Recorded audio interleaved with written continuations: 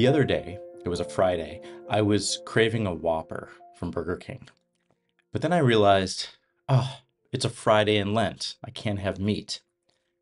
But then I realized that they have Impossible Whoppers, meatless burgers which are so good you can't tell the difference. My craving could be satisfied, and I would fulfill the Lenten obligation to abstain from meat on Fridays. But then I thought about that and how silly that seemed. What's the point? I thought. Unfortunately, the practice of abstaining from meat on Friday for Catholics is an antiquated practice. Not all of us eat meat every day, and replacing it with an Impossible Burger or a nice fish dinner isn't really a sacrifice. The passage from Isaiah today speaks to the silliness of external and seemingly empty fasting rituals. The Jewish people are wondering why their religious practices and fasting do not seem to bring the divine favor they expect. Isaiah tells them that the true fast is the sacrifice of sharing bread with the hungry, breaking yokes and unbinding the oppressed.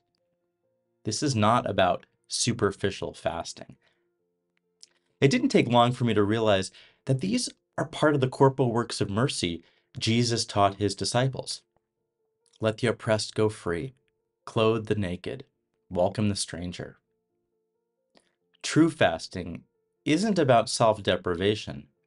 It's about radical social action. That word unbind is profound. Unbinding is a true spiritual practice. And how often do we do it in our lives, in the church? Richard Rohr says, why do we not use Peter's power of the keys to unbind the world in this way and to offer it the full victory of God's love? Why do we prefer binding to unbinding when Jesus clearly gave us both? Listen to Isaiah again. If you remove the yoke from among you, the pointing of the finger, the speaking of evil, if you offer your food to the hungry and satisfy the needs of the afflicted, then your light shall rise in the darkness, and your gloom be like the noonday. Removing the pointing of the finger. How much I need to fast from that.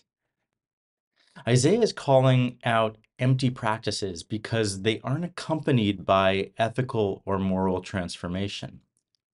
If you do these things, these works of unbinding, light will be yours. You will live in the light. It reminds me of Jesus' words, do not judge, and you will not be judged. Do not condemn, and you will not be condemned. Forgive, and you will be forgiven. Give, and it will be given to you. A good measure, pressed down, shaken together, running over, will be put into your lap. For the measure you give will be the measure you get back.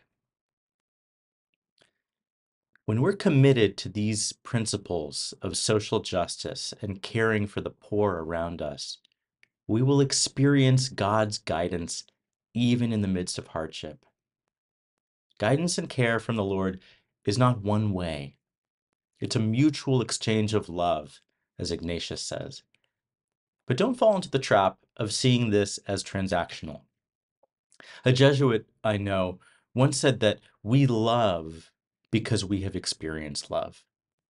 We experience the unbinding, and so we unbind. We have been fed, and so we feed.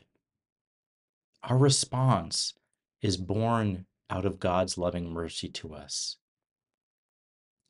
As J.I. Packer notes, sometimes we must wait on the Lord. But this isn't just about divine intervention. It's about the slow growth we take in our spiritual journey toward that transformed heart that is oriented toward justice and mercy. God's light is shown on the present moment where our action is most needed. The future will come.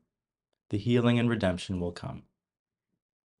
Our call this Lent is not to superficial acts of piety, but to begin unbinding the oppressed around us. This transformation requires more than just an intellectual assent.